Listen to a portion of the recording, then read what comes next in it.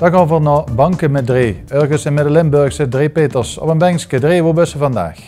We zitten hier op het Onderberg, vlakbij de tunnel van de autobaan. En van een paar jaar geleden, om precies te zijn, een jaar of 4 geleden, trof ik hier een mannetje. Toen nog net geen 18. En daar zat zich in voor het voetbalveldje wat hier was. En daar kreeg de hele buurt het met. Het was natuurlijk prachtig om dat mannetje eens te vragen, zeg jong, wat doe je nog meer? Ja, hij studeerde nog. En uiteindelijk heeft er het initiatief wat er door heeft genomen, dat is het goed afgelopen. En is er in de politiek gegaan. En deze jonge mannen, inmiddels een kleine jonge 20er, die is dus actief in de Roemeense, jongste politicus in de Roemeense politiek, als commissielid. In de commissie BM. En BM staat voor? Bestuur en middelen. Bestuur en middelen. En hij is ook assistent van Jos Verrij in de provincie. Hè? En is dat een deeltijdbaan? Ja, dat is een deeltijdbaan, part-time, want ik studeer nog. Hè. Je studeert nog. Wat studeer je?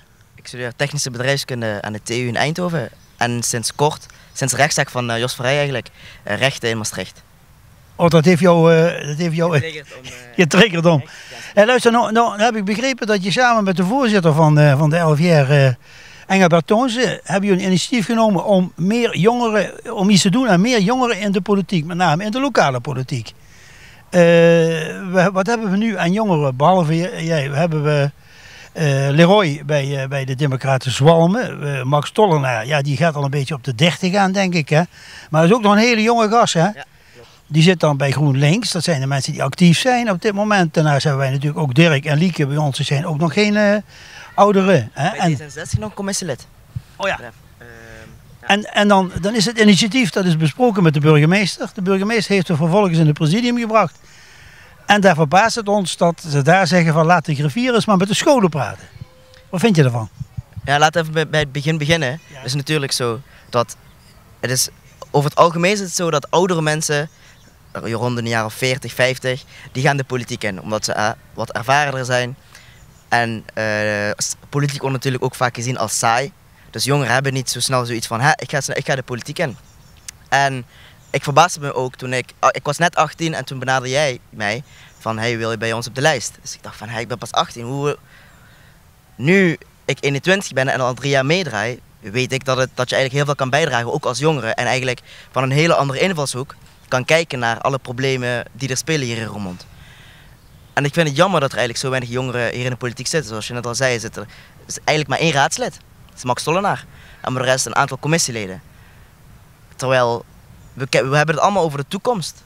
We kijken niet terug, we kijken naar de toekomst.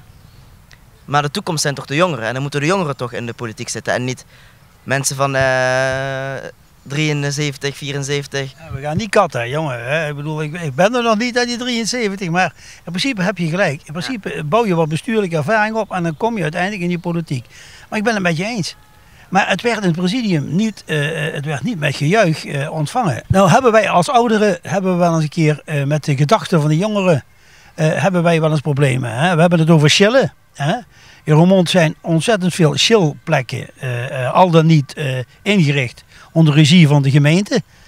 En er zijn 2 soorten groepen die chillen. Vertel mij eens even als jongere, wat is nou eigenlijk chillen? Nou, allereerst, het is chillen en niet chillen. Ja. Chillen, ja, precies. En nou, dat is nou een van die problemen waar ik dan als jongere mee te horen krijg in de politiek dan. Wat vaak wordt dan gezien als jongeren, er zijn een aantal hangjongeren dan, die problemen veroorzaken. En dan wordt dat hele spectrum van jongeren die gewoon die chillen. Die aan het chillen zijn, wordt als negatief betiteld. Terwijl het grootste gedeelte van de jongeren die gewoon buiten chillen, of dat nou bij een supermarkt is, of dat nou hier ergens bij een voetbalveldje is, die doen geen vlieg kwaad. En die laten geen rotzooi achter, helemaal niet. Maar er is natuurlijk, wat overal is, heb je een klein gedeelte die rotzooi maakt, die verkeerde dingen doet. Die moet je aanpakken. Ik weet dat bijvoorbeeld de sportparken, je weet dat ik daar... Ja, dat weet ik. Nou, daar zijn gasten die chillen. En die zitten ook op andere plekken.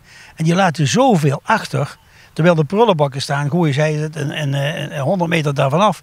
En dat is natuurlijk voor de andere gebruikers, die diezelfde plaats... Want voor mij mag iedereen mag chillen. Iedereen. Maar dan wel met dien verstande, laat het achter zoals je het gevonden hebt.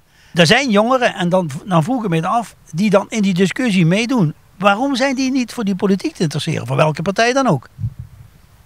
Ik denk dat het... Waar zal het dilemma zitten? Ik denk dat het veel tijd kost. Ja. En het wordt gezien als saai.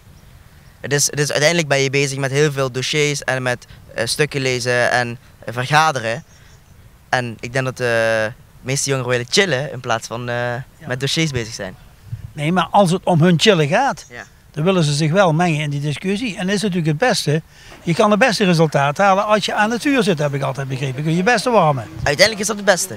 Als je kijkt en je bent, ja, of je nou jong of oud bent eigenlijk, maar specifiek nu even naar de jongeren. Mocht je het gevoel hebben van, hey, ik kan iets bijdragen hier in Roermond aan mijn stad, meld je aan. Of dat nou is bij de LVR of bij een andere partij. Dat maakt nog niet eens uit. Maar we moeten het gehalte van het aantal jongeren moeten omhoog krikken hier in de raad. Zodat we volgend jaar in 2018 na de verkiezingen hier op dit bankje, niet meer op het bankje passen. Zoveel jongeren wil je hebben. Precies. En vrouwen, hè? Vrouwen, jonge vrouwen. Jonge vrouwen is sowieso een heel slecht. Want de jongeren die we hebben zijn allemaal mannen. Ja. Maar het is over het algemeen. Ja. Vrouwen die melden zich niet zo makkelijk aan voor een politieke functie. Er zitten alle partijen mee, maar er zit ook elke stad mee. Elke provincie en zelfs in de... Ja. Dus ook vrouwen. Hè? Doe jij dat nou als jongere? Doe eens een oproep, ook naar vrouwen. Nou dames, als jullie kijken. Het kan een hele andere soort oproep worden. Hè? Ja, nee. Dames, als jullie kijken, net zoals de jongeren, als je geroepen voelt om iets bij te dragen hier aan onze stad, aan Roermond, om hem beter te maken, leefbaarder te maken, om weer te laten bruisen, meld je aan. Maakt niet uit bij welke partij, maar neem die stap, ga de politiek in. Dankjewel, Aichi Lokenathan. Dat is een hele moeilijke naam uit te spreken. Ja, de kinderen zien jongeren, die moeten dus in de politiek. En laten we voorop zetten, chillen. Doe het vooral vuil chillen. En zorg dat de lui die in de omgeving wordt gezild, dat die zich daar niet aan sturen.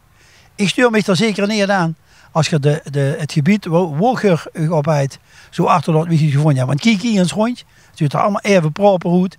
En dan zie je mensen daar kunnen chillen en die laten zo achter wie ze het hier gevonden hebben. Is het voor de buurt leuk, maar is voor die zelf leuk. En dan ontmoeten ze elkaar ook hier in een leuke, schone omgeving.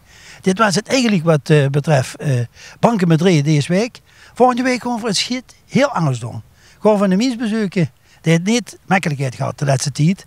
En die echt goed bij heeft gezeten. En die wil zien positiviteit is een keer laten uitstralen op andere mensen die het ook niet makkelijk hebben. En denk erom, kijk naar TV11, want daar zie je die zelf. Tot de volgende week. Drink wel veel met dit weer, hè. Het is hartstikke warm.